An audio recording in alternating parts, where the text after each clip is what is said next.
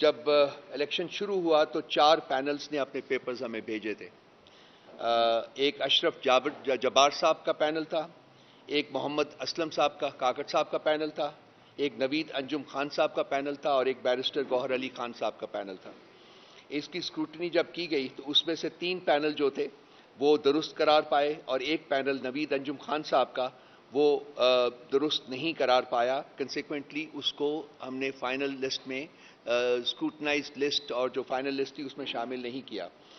اور اس کی ریجیکشن کی 2 وجوہات تھیں کہ انہوں نے 2024 کے جنرل الیکشنز میں پی ٹی آئی کے سپورٹڈ کینڈیڈیٹ کے خلاف انہوں نے انتخاب میں حصہ لیا تھا اور جس کی بیسس کے اوپر ان کو ایک شو کاز نوٹس جاری کیا گیا تھا 11 فروری 2024 کو اور ان کو ان کی ممبرشپ جو تھی پی ٹی آئی کی وہ کینسل کر دی گئی تھی.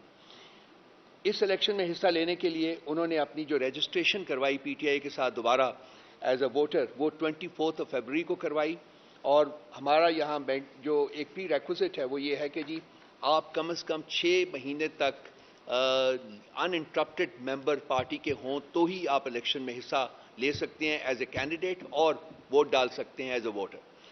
وہ اس معیار کے اوپر بھی پورا نہیں اترتے تھے، اس لیے ان کے پیپرز ہم نے ریجیکٹ کیے. اس کے بعد جو 2 اور تھے اشرف جبار صاحب اور محمد اسلم کاکڑ صاحب، انہوں نے والنٹیرلی اپنے پیپرز وڈرا کیے بیرسٹر گوہر علی خان صاحب کی فیور میں. کنسیکوینٹلی ہمارے پاس صرف ایک ہی شخص رہ گیا پی ٹی آئی کی چیئرمین شپ کے لیے اور وہ بیرسٹر گوہر صاحب تھے اور ان کو ہم نے بلا مقابلہ جو ہے وہ منتخب قرار دے دیا تھا. دوسرا پینل جو اسلام آباد میں تھا وہ تھا سیکرٹری جنرل کا پینل. اس میں 15 لوگ تھے for various positions in the party. Central جو آرگنائزیشن ہے ہمارا اس کی یہ اکیلا پینل تھا صرف جس کے ہمیں پیپرز آئے.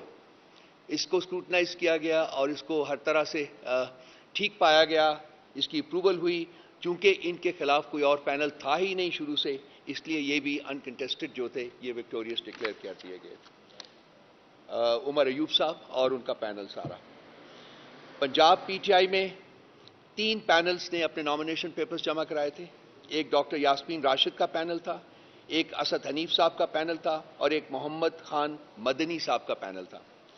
یہ ان کی جب اسکروٹنی کی گئی تو یہ تینوں پینل جو تھے وہ صحیح پائے گئے. ان کو ہم نے اپروو کیا تھا اسکروٹنی کے سٹیج سے بعد میں. اس کے بعد ایک اپیل فائل کی گئی تھی محمد خان مدنی کے خلاف جس میں کہ وہ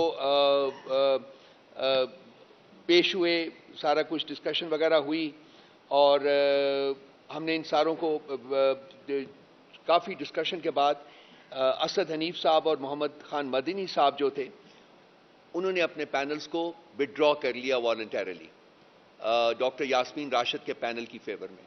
کنسیکوینٹلی وہاں بھی چونکہ ایک ہی کینڈیڈیٹ رہ گیا تھا تو اس لیے ان کے پیپرز جو تھے وہ بھی ایکسیپٹ کیے گئے اور ان کو وکٹوریس ڈکلیئر کیا. دیٹ مینس کہ جی ڈاکٹر یاسمین راشد صاحب کا پینل جو وہ لاہور سے بغیر کانٹیسٹ کے وہ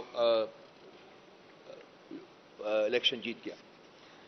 کے پی کی جو حالت تھی وہ بھی سیکرٹری جنرل کے پینل کی طرح تھی کہ ایک ہی ہمیں نامینیشن پیپر ملا تھا، ایک ہی، اور وہ تھا علی امین گنڈاپور صاحب کا.